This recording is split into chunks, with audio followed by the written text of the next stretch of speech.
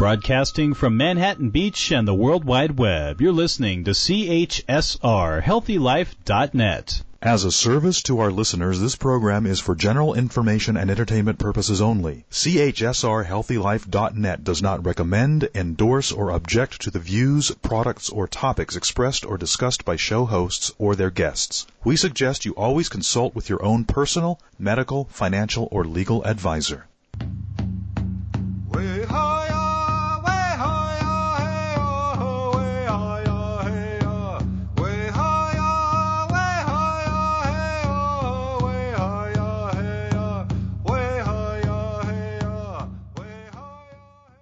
Greetings, or may I say bonjour in Potawatomi, to those joining us for today's Indigenous Perspectives show.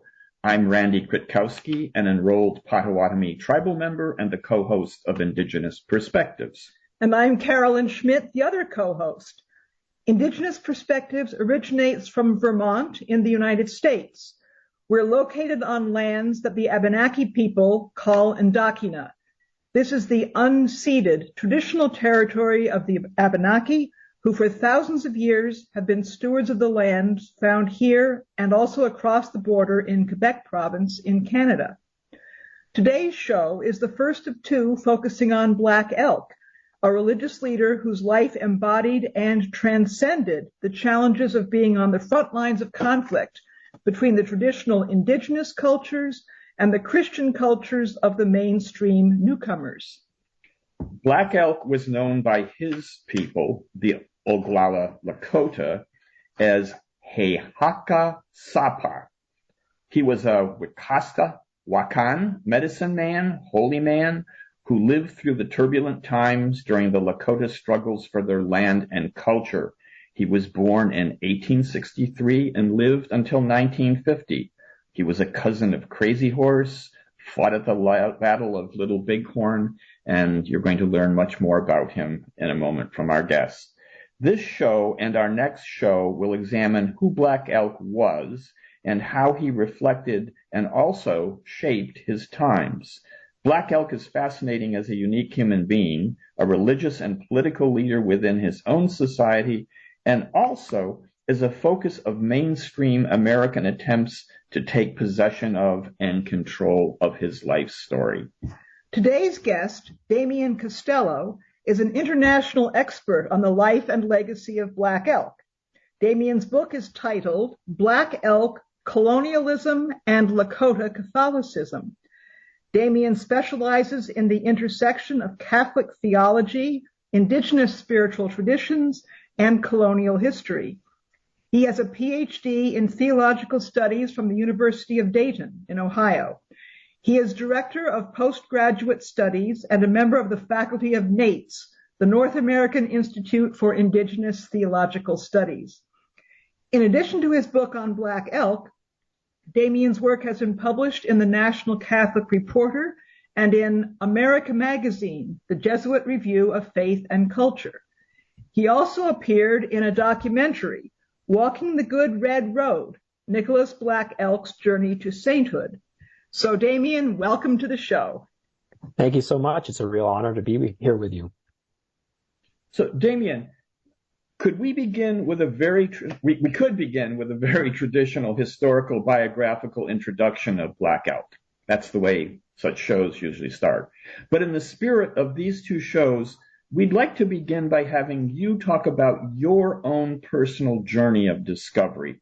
After all, Black Elk has a way of being more than a mere historical figure and a black and white photo. He can become a spiritual presence that reaches people today. Can you pick up that theme and run with it? I sure can. I feel he was a spiritual presence that reached me. It was probably about exactly 28 years ago. I was a sophomore at a small Catholic school in Maryland, and I was in the library avoiding work. I had a really tough semester, and I pulled a book off the shelf, Black Elk Speaks, and proceeded to read that cover to cover in the next day or two, and it totally captivated me. It gave me voice for a lot of the issues that I was struggling with and learning about, a very complicated history and the suffering of the world. And it just so happened that that summer I had an older friend who was moving to Seattle for graduate school, and he said, Damien, come along, you can come with me. And so we drove through South Dakota, through Badlands, Pine Ridge, the Black Hills, and it might have been actually at Mount Rushmore where I picked up an audio version on cassette tape way back in the 90s, still using those cassettes. And so I listened to it on that very landscape. And again, just Black Elk's story captivated me, and I felt like I was walking along with him. Well, that fall semester, I took my first theology course, and I had the book with me, and I walked in at some point, and the professor saw it and said, "Hey, Damien, what a great book, huh?" And I did something like I just did now and told him all about it. "Oh, yeah, it's such a great book." He said, "Do you know that he was Catholic?" And I had no idea. Like, I had heard of St. Catherine, the Mohawk saint. So I had a sense that Native peoples could be Catholic, but I had no context for a Indigenous holy person, a spiritual leader becoming Catholic. What could that possibly mean? And so he suggested I do a senior project on that. And so I did, spent my whole semester reading everything about Black Elk. And that was the way he really became part of my life and has never let go of me. I love the theme of your finding just by, quote, accident Black Elk on a shelf, because so often these encounters seem to be serendipitous, but they keep happening over and over, and one does begin to wonder after a while if it's just accidents that are taking us back, or as you said, and I said in my intro, if some historical figures and people have a way of taking up a presence in our lives. Can you just back up? I introduced him as a medicine man, and can you kind of flesh that out a little bit for listeners who might not know what that actually entails in Lakota society and in Native American communities? Medicine people filled the role, multifaceted role of healing, spiritual leadership, often what we would say political leadership as well. In the Lakota context and many Indigenous contexts, the main aspect of that tradition was singing. They would sing over their patient, oftentimes all night, or in other traditions, multiple nights. And the power of the song bridged the spirit world and this world here, and allowed their spirit helpers to doctor the patient. And so Black Elk's call to become a medicine person stemmed from a really important vision he had at the age of 9, probably the most famous vision in all of Indigenous history. So this is probably a good time for you to tell us more about his great vision, because I know it resonated with him throughout his life. It's incredibly powerful. So if you could just start off telling us about it, that would help.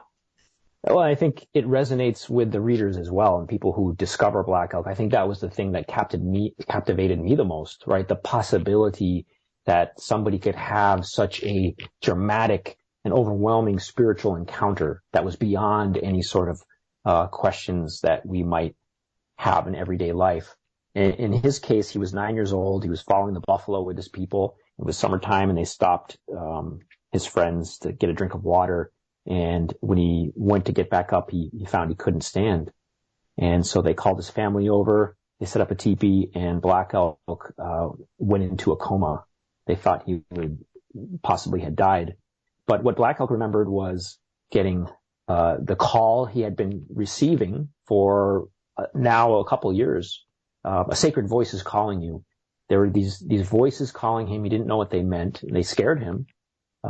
But this time when they called, he got up, he went outside, and 2 men descended from the sky with wings. And there was a little cloud. He got on it and was lifted up into the sky world, where he was brought to the cloud teepee of the 6 grandfathers, who in the Lakota way represent all the powers of the universe, the 6 sacred directions. Well, they proceeded to tell him that he was called to renew his people. They gave him a number of gifts and sent him on 2 long journeys, one down the dangerous Black Road and the sacred Red Road. And so on the Black Road, he defeated drought in this dramatic battle, goes on for pages. And then on the Sacred Red Road, he led them to the Sacred Hoop, where there was a flowering tree at its center. And there, his people and all of creation, and it turned out all the peoples of the world were renewed. So after 12 days, he was sent back down to earth. He woke up. People were understandably astounded. And Black Elk kept this to himself. He didn't tell anybody. He was, again, very scared and hid that for the next 8 years of his life about it. So I was astounded when I first read of this to realize that when he finally revealed his vision to his community, it wasn't greeted with open arms. Oh, tell us more. The first question that his parents had and went to the medicine man with was, can you talk to him? We're trying to figure out, I think they actually used some equivalent in Lakota of the word. Is he having a hallucination? And it's easy for Westerners, non-Indigenous people, to think that Native Americans are credulous. Any kind of story or vision, they're going to believe it. But not so. He was scrutinized. And this is a common part of Indigenous life and Lakota life. Can you pick up that and run with that? Because that's going to take us forward to how he's being vetted now for possible sainthood. This is a complicated process. It's such a great point, and something that newcomers like I was often don't see, as you point out. Like, we are captivated by these images and the idea that Native peoples are just, they're so close to nature and the spirits, and they have this sort of direct conduit that you can take at face value. And in Lakota tradition and many, probably all Indigenous traditions on some level, these are experiences that are vetted and discerned in community.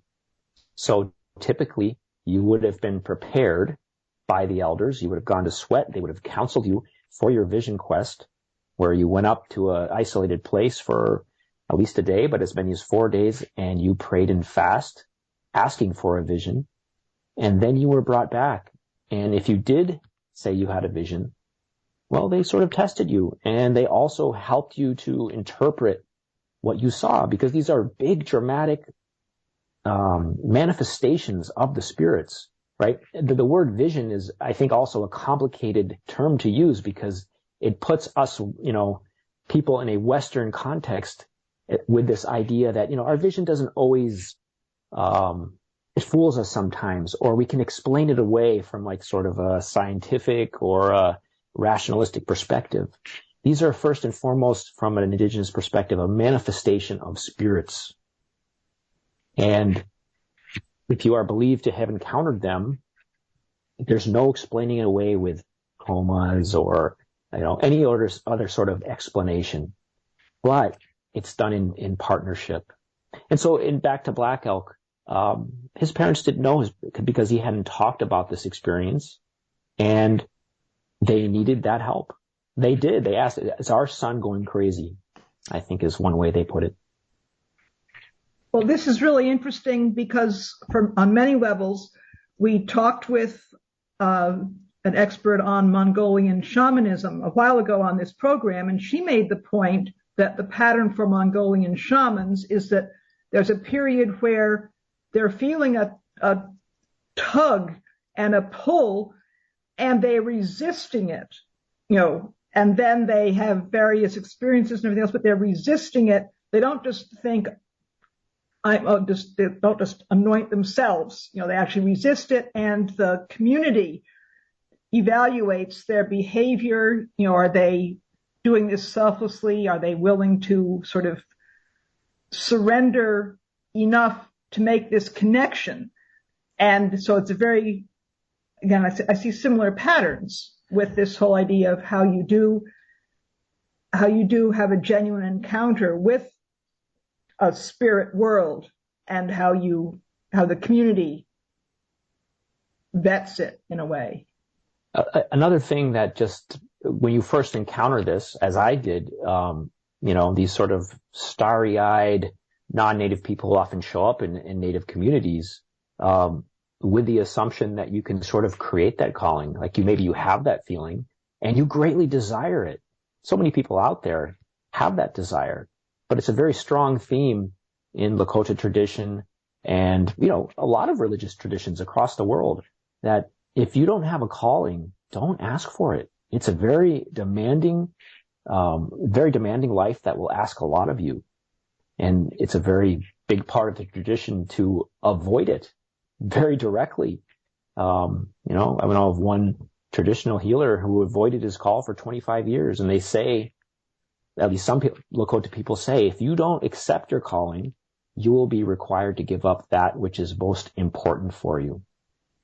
So it is this complicated tug back and forth of resistance, of calling, of communal vetting, and oftentimes just getting to a point where you cannot resist that call anymore. And that's what happened to Black Elk.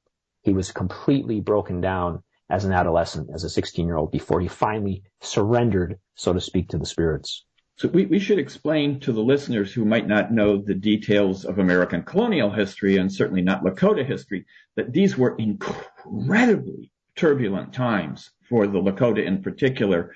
They had been previously, not in immediate history, but, in a generation, they had been forced out of their homeland. They were not residents for eons in the upper Midwest. They had come out of Ohio. They'd been relocated to a strange new land. And then they were attacked repeatedly. Black Elk was at the Battle of Little Bighorn with his cousin. And then he survives the horrific ambush and massacre of Wounded Knee. Mm-hmm. So these are people who were starving from winter to winter. They were promised rations by the federal government. They didn't come.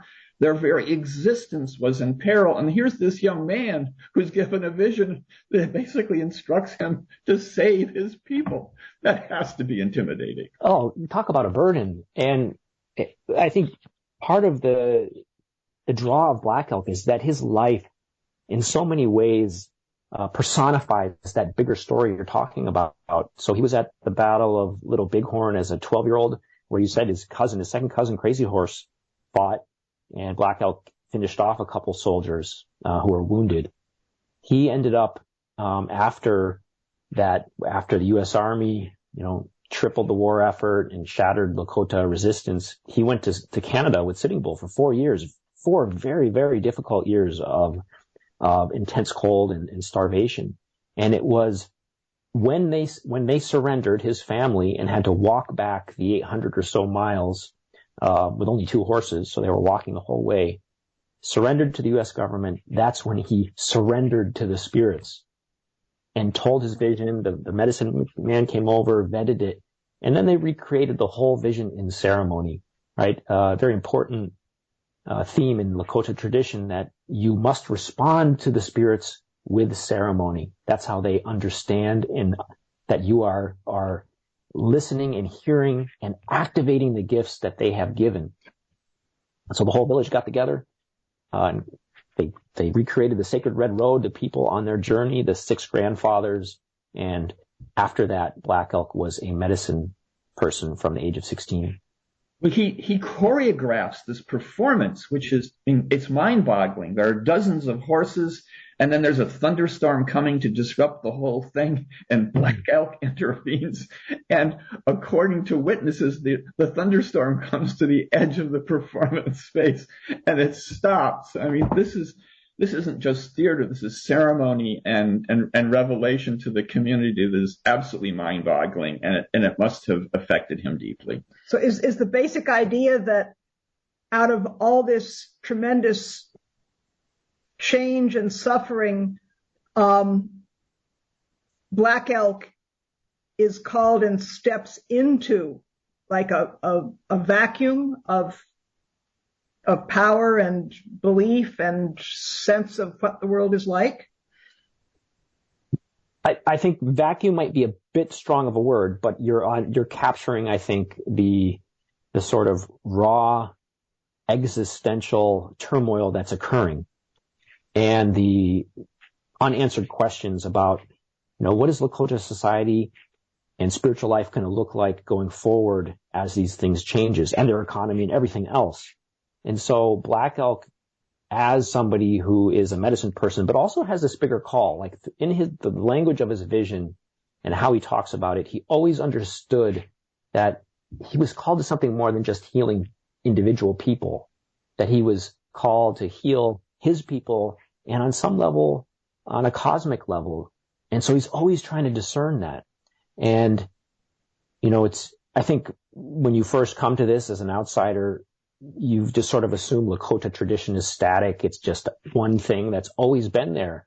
But Lakota spirituality has been changing and evolving in a very positive way for a long time. Before they were on the plains, they didn't practice the sun dance. And Black Elk himself and the Sacred Pipe, the other important book that's attributed to him, tells a story of where that came from. It came from a vision. When the people were becoming weak in their new life on the plains, because they did not connect with the spirits in the same way. They needed a new ceremony, and so that was gifted. So, back to your point, that's where they are now. They're transitioning, unfortunately, but the reality was they were transitioning from their life on the plains as buffalo hunters into this reservation space. And so the question is, what new ceremonies are needed, or how can the ceremonies be renewed in order to make the people live, which was the essential prayer of Lakota spirituality. So lest we lead the listener with the impression that, it's down and out times for the Lakota and they're mere victims of colonialism, I want to remind the reader, and we'll explore this in the next segment, the beauty of your book is you flip the normal narrative of Native Americans as mere victims of colonialism, and you explain how this revitalization, of which Black Elk is a leading part, takes elements of the new culture, blends it with Lakota culture and ceremony, and creates something new. That's what I love about your book. Okay, we'll be back in just a few minutes with segment 2.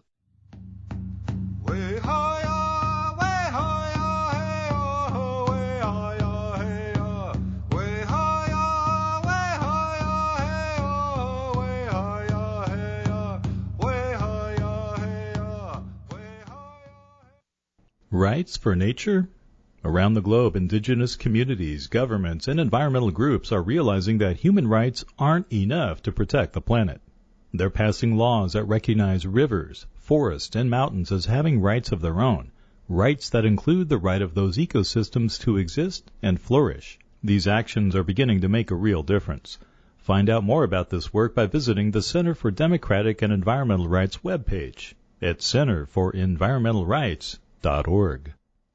Period poverty. If you don't know what it is, you should, because you can help. 1 in 4 American women struggle to purchase menstruation products this year, resulting in missed school and even loss of income. The Native American women's nonprofit, Queck Society, cares enough to give Native American students and communities their period products, and they do it across North America. Please help women with your time, donations, or supplies to maintain their dignity and celebrate their strength during moontime. Visit quecksociety.org. That's KWEK Society.org. Listen up. The source for information and inspirational items about the struggle and wisdom of indigenous people is the Syracuse Cultural Workers. They are committed to peace, sustainability, social justice, feminism, and multiculturalism, and they create beautiful visual materials like calendars, t-shirts, cards, and more, including their Greetings and Thanks to the Natural World accordion poster that offers daily grounding for our relationship to the earth and its many fellow beings. Get so many wonderful items. Go there now. SyracuseCulturalWorkers.com.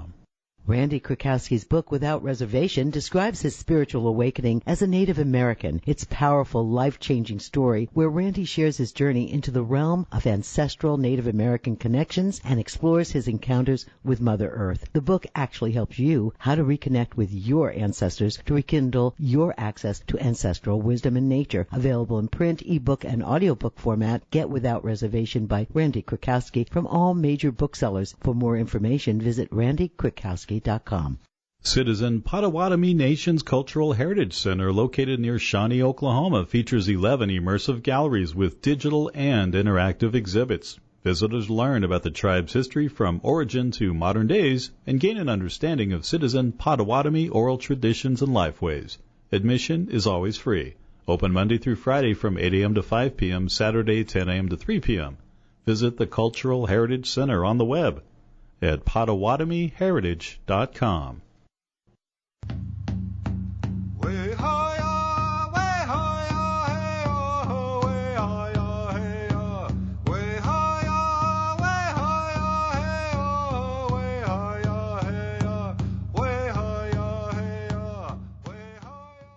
Welcome back to our Indigenous Perspective show on Black Elk with our guest, Damien Costello.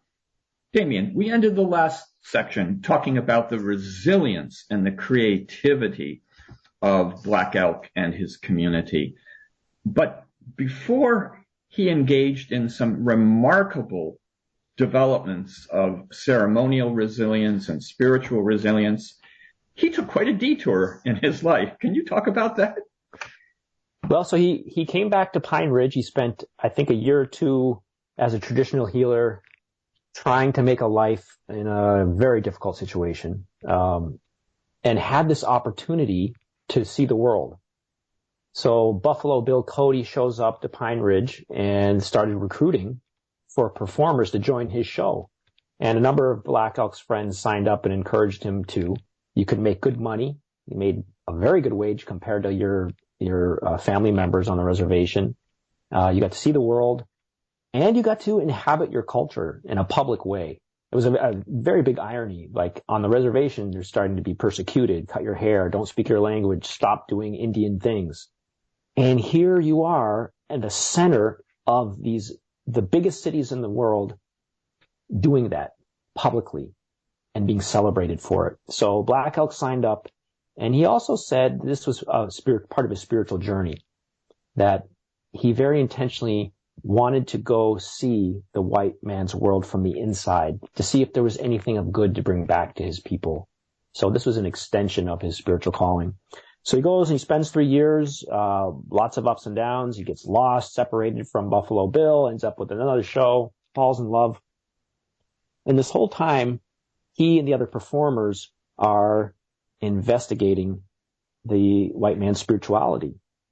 You know, there's all these great snapshots of these Lakota people showing up and other native people showing up at churches and talking with ministers. One of them, it was a wife of a minister in Scotland who said their appetite for hymns is insatiable, that they wanted these new hymns copied down so they could take them. And they went to Westminster Abbey, 40 performers, and stunned the congregation by singing the Protestant hymn, probably the most popular one at the time, Nearer My God to Thee, in Lakota. It had been translated into Dakota and Minnesota, and went ahead of the missionaries. People picked up on this hymn, Dakota people, speaking people, because it seemed to have given them some new language to talk about, particularly death. Anyway, Black Elk came back after 3 years, and after about 6 months wrote a letter to the Lakota people and described his experience. And he said, the white man's way is incredibly difficult. I didn't find anything good other than some of these ideas about God. And so he quotes 1 Corinthians 13, which is this long extended passage by Paul about love. He says, that's how I want to live now. Right. And I think, it's easy for Christian people to pick up and say, oh, Black Elk discovered something totally new and now he's been forever changed. And it should be emphasized that, no, this love and compassion were incredibly important parts of Lakota tradition. But what I think did happen is he had a slightly new perspective on it. And I think that perspective was it gave him a new way to understand his enemies, outsiders. Tribal religions, spiritualities are very good for connecting you to people within your tribe, but don't typically talk about those outside them. And I think that's what Black Elk saw in those new spiritualities. As a youth, he was taught that it was not only proper but necessary to kill anyone who does not speak the tribal language. They are others. So he's repudiating this tribal wisdom, this tribal custom, and accepting a point of view that for the time would have been radical, and I'm sure put him in an awkward position more than once when he was promulgating this notion. Well, I'd like to jump in also and mention a part of your book that I thought was really strong, was when you talked about the importance of language and oral culture in the role of the early Jesuit missionaries, meeting with and talking with and attempting to convey their religion to the Lakota, among other indigenous peoples. And what the Jesuits did was they learned Lakota. They not only translated their holy texts, hymns into Lakota, but they also spoke with the people, could talk with the people in their own language. This is huge as far as making a connection. And I think that's a really important point about the effectiveness of a two-way communication going on. And it should be emphasized that this sort of cedes ground or, sort of philosophical and spiritual territory to Lakota, even in ways that the missionaries probably didn't understand. So they're using the same language or similar language that Lakota people would use for their own ceremonies and prayers and songs and traditions. It is inevitable then that understanding flows into the ideas that the Jesuits are trying to pass over to the Lakota people. So Christian theology, Catholic theology, is inherently going to have deep, deep Lakota meaning and resonance and allow Lakota people to sort of have the upper hand in interpreting this. No matter how well you learn to speak a foreign language, it's always foreign, and native speakers are going to have the upper hand. One of the passages that moved me deeply when I came across it from 17th century Jesuit journals was one Jesuit who was trying to deal with this whole question of, are these Native American medicine men, are they tricksters? They actually use the word jongleur in French, which means juggler or trickster. And, he inventories all the different kinds of actions and ceremonies. And then he said, and then there's this category of where what they're doing really happens. It's for real. And in this case, what happened very often with the Jesuits is they didn't just translate the words. They actually began to entertain the possibility that the spiritual realm of the Lakota was a reality, not a quaint thing for ethnographers to put onto paper, but there was something of real substance there. So you're describing the creative tension that happens at this interface. And in the context of today, where we have residential schools, things have been brought forward that are very important to deal with and take at face value. It's hard for us to grapple with the idea that there was this deep sort of interpenetration at times and understanding in ways that we have a hard time conceptualizing. Okay, well, Damien, thanks so much, and we'll be back with segment 3 in just a minute. Stay tuned.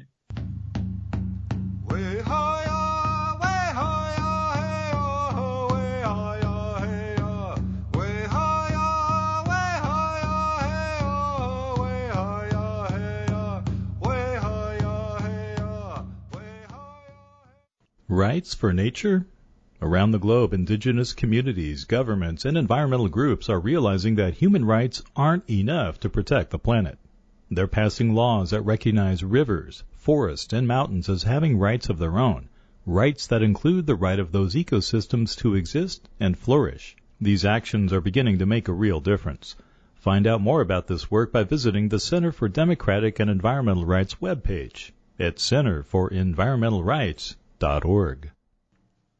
Randy Krakowski's book, Without Reservation, describes his spiritual awakening as a Native American. It's a powerful, life-changing story where Randy shares his journey into the realm of ancestral Native American connections and explores his encounters with Mother Earth. The book actually helps you how to reconnect with your ancestors to rekindle your access to ancestral wisdom and nature. Available in print, ebook, and audiobook format. Get Without Reservation by Randy Krakowski from all major booksellers. For more information, visit randykrakowski.com.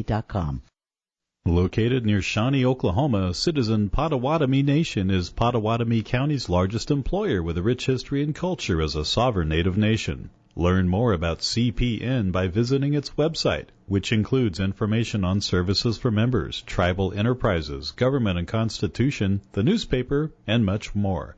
All at Potawatomi.org. That's Potawatomi.org.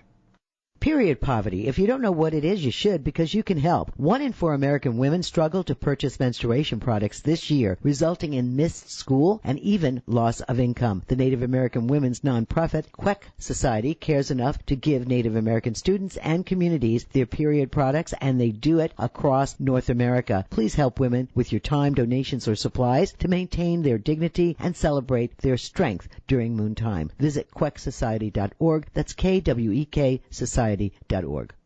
Don't get angry.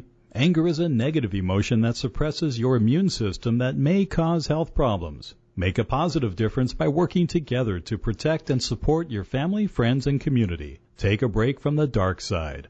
Uplifting and enlightening. Listen to the positive side of podcasts. hrnradio.com.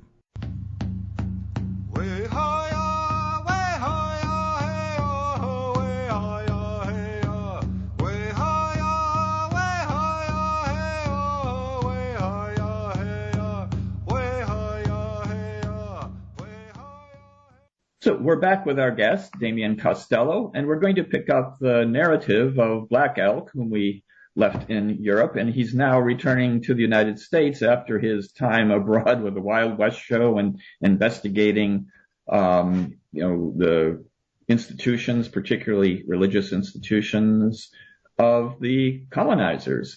And what greets him when he comes home, Damian? What opportunities, challenges are there? Well, I think the first challenge that he faced was just the change in pace and being back on, a very remote part of the world and being separated. One thing the U.S. government did very intentionally was to spread the people out. Lakota people, most indigenous people, were used to living very close communally in the communities of Pine Ridge and other reservations. The cabins are spread out so people can't interact in the way they're used to. But he got a job at a small store because he spoke some English, so he worked there part-time, and he came back to his healing practice. When he was away, he said his power had left him, that the spirits were not with him. It didn't apply where he was in a different land with different people. But when he returned, it came back, and so he continued his healing practice. And he also got news of the ghost dance.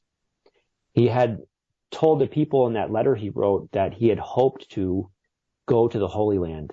He wanted to go see where Jesus lived so that he could sort of see for himself. And he's always actively investigating. He has to see for himself. But he couldn't go because it was too expensive. And so this is one of these great coincidences that happens in his life so often. Jesus came to him, right? The ghost dance was the message was that the white people had killed Jesus. And he had given a vision to Wovoka, the Paiute holy man in Nevada, that he was coming back as an Indian this time. And that by dancing this new dance, by singing these new songs, by working the jobs that you could have, by sending your kids to school, and by going to church, he said that going to church and dancing the new dance were like two churches, that a new world would come, the new heaven and new earth, the buffalo would come back, that the dead relatives would come back, and things would return to the way they were. And so Black Elk was confused by this. He didn't know this was a new teaching. He was a little bit skeptical, so he went to investigate. And he said, well, it does kind of look like my vision. It was a circular dance around a pole, like a tree figure. And he said, well, I'll give it a shot. So he starts to dance, and almost immediately, one of the first days he was dancing, he fell down and had probably the last major vision of his life. He was lifted up into the air over the promised land, he said, and he came to a tree with 12 men around it and a man with long hair and an eagle feather in it with pierced hands and pierced feet. He said, everything has been given to me by my father, and you must say this. And Black Elk interpreted that as the ghost dance messiah, Wanikia, he who makes live. And he became a prominent leader in the ghost dance and was with them in the great battle of Wounded Knee that occurred not too long after that. Now, the dominant authorities, the colonists, the federal government, state government, didn't exactly welcome this dance, did they? Not in South Dakota or North Dakota. They did in Oklahoma. In fact, there was, reports of like the army being like, wow, this is kind of interesting. It'll help the Indians convert to Christianity. They could see the Christian influence, but up north, they just could not interpret anything that natives did that was in the old ways or resembled the old ways as anything other than rebellion.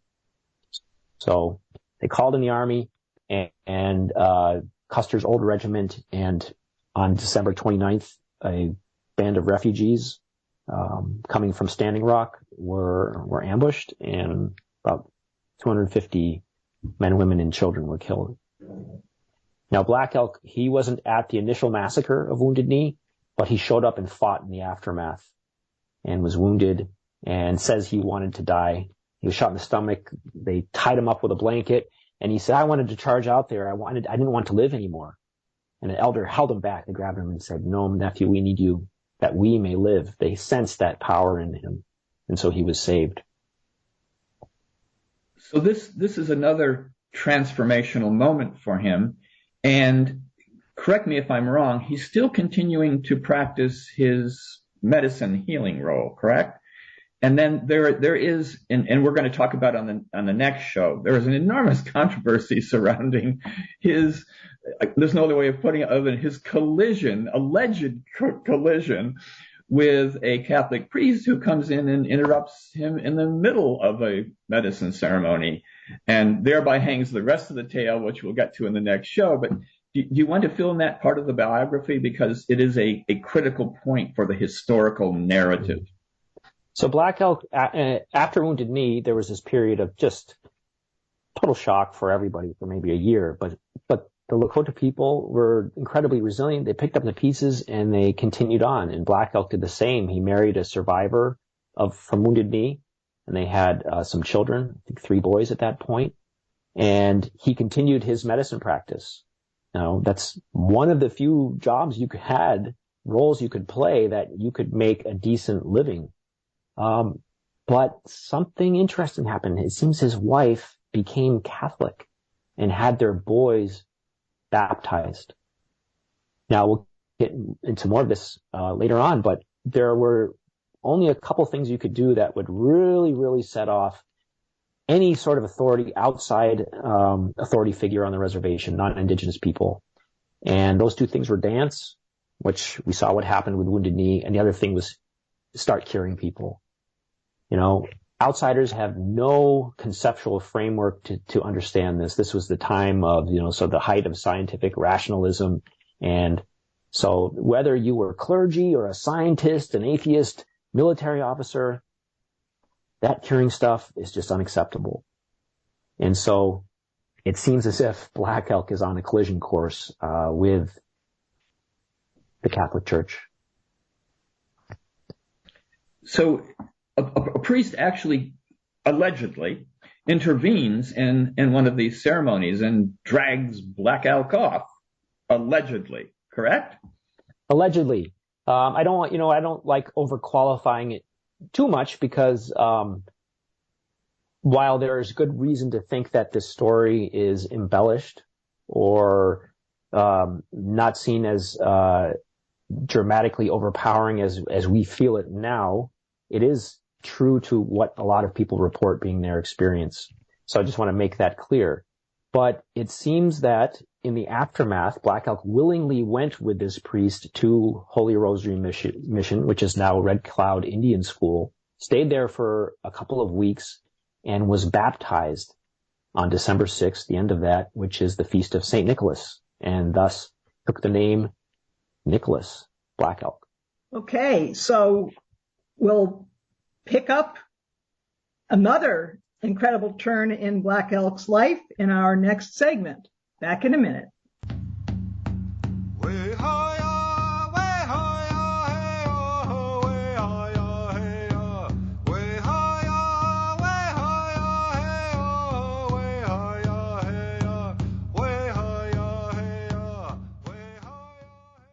Rights for nature? Around the globe, indigenous communities, governments, and environmental groups are realizing that human rights aren't enough to protect the planet. They're passing laws that recognize rivers, forests, and mountains as having rights of their own, rights that include the right of those ecosystems to exist and flourish. These actions are beginning to make a real difference. Find out more about this work by visiting the Center for Democratic and Environmental Rights webpage at centerforenvironmentalrights.org. Period poverty. If you don't know what it is, you should, because you can help. 1 in 4 American women struggle to purchase menstruation products this year, resulting in missed school and even loss of income. The Native American women's nonprofit, Queck Society, cares enough to give Native American students and communities their period products, and they do it across North America. Please help women with your time, donations, or supplies to maintain their dignity and celebrate their strength during moontime. Visit quecksociety.org. That's KWEK Society.org. Listen up. The source for information and inspirational items about the struggle and wisdom of indigenous people is the Syracuse Cultural Workers. They are committed to peace, sustainability, social justice, feminism, and multiculturalism, and they create beautiful visual materials like calendars, t-shirts, cards, and more, including their Greetings and Thanks to the Natural World accordion poster that offers daily grounding for our relationship to the earth and its many fellow beings. Get so many wonderful items. Go there now. SyracuseCulturalWorkers.com. Randy Krakowski's book, Without Reservation, describes his spiritual awakening as a Native American. It's a powerful, life-changing story where Randy shares his journey into the realm of ancestral Native American connections and explores his encounters with Mother Earth. The book actually helps you how to reconnect with your ancestors to rekindle your access to ancestral wisdom and nature. Available in print, ebook, and audiobook format. Get Without Reservation by Randy Krakowski from all major booksellers. For more information, visit randykrakowski.com. Citizen Potawatomi Nation's Cultural Heritage Center, located near Shawnee, Oklahoma, features 11 immersive galleries with digital and interactive exhibits. Visitors learn about the tribe's history from origin to modern days and gain an understanding of Citizen Potawatomi oral traditions and lifeways. Admission is always free. Open Monday through Friday from 8 a.m. to 5 p.m., Saturday 10 a.m. to 3 p.m. Visit the Cultural Heritage Center on the web at PotawatomiHeritage.com. Where positive people and radio unite. HealthyLife.net.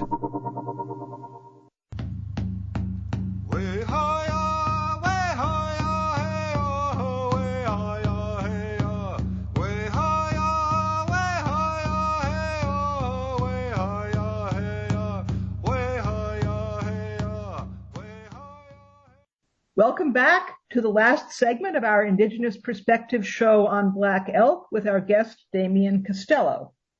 And Damien's going to pick up discussing the complex spiritual terrain that Black Elk and his people are living in the time around 1890.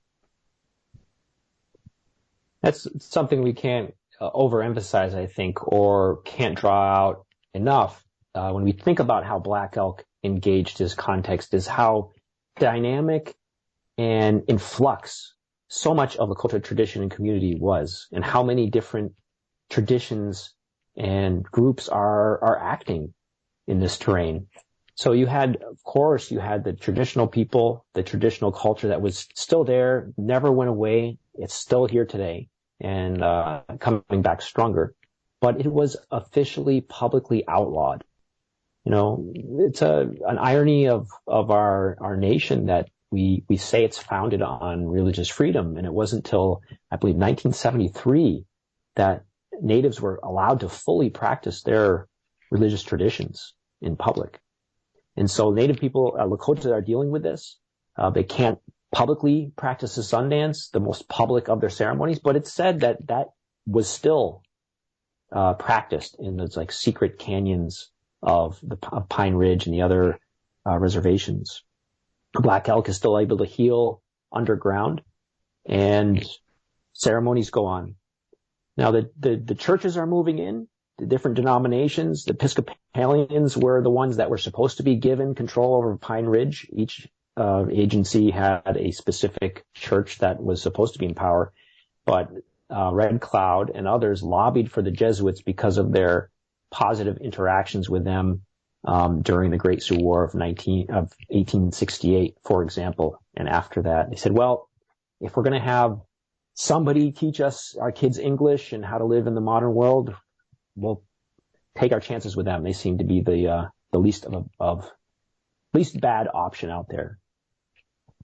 And Lakota people are engaging different churches. So the Catholics are there, Episcopalians are there, other churches come in, and for a variety of reasons, Lakota people participate in them because of genuine interest, in part because of the ghost dance. So that's one thing we often don't see, is that there's a correlation between ghost dance participation and participation in denominational life. And in part because Lakota people and others saw them as being the same story. And the best illustration of that is the word used to translate Savior and Messiah in the ghost dance. So in the ghost dance, Wanikia, he who makes live, is the ghost dance Messiah. And the word for Savior in a Catholic context and other denominations is the same word, Wanikia. These were spaces that you could publicly gather and have a spiritual life. So even those who maybe had questions or qualifications about their commitment to the ideas of the churches would participate, because that's where you could have a spiritual conversation, just where you could engage with the spirits. And people are floating around, engaging multiple communities, changing, participating in many at the same times, looking for a way to construct a whole vibrant life as best as you can in this very difficult colonial context. Lakota people never gave up doing what they could, using every resource possible to live, to flourish in this world. So, again, I think we need to remind the readers that there's a whole narrative, cultural narrative out there about the disappearing Indian, and it continues today. Even with, the revival on many reservations and the great growing interest in indigenous things, there's still this notion that this is a culture that, was tipping on the vanishing point. And the picture you're portraying is very, very different, radically different. What hope does that offer? What avenues forward do you see, Black Elk opening for us today? Well, I would say, one of the things that has struck me about traveling to and living on reservations is how vibrant they are spiritually. Certainly, there's a lot of issues and social problems, but you are having spiritual conversations and being almost forced to think about these things in a way that most people don't in their average modern American life. These are vibrant places that challenge you to think deeply about what it means to be human, or if you're indigenous, what it means to be indigenous in that particular context. And so Black Elk is somebody who I think demonstrated the greatest skill, the greatest ability to negotiate all these different traditions, to pick out the best of them, and to do so in an authentic way. Like, not just borrowing little pieces here and creating something that doesn't quite hold together, but that I think for him showed the best of who he was and who we can be.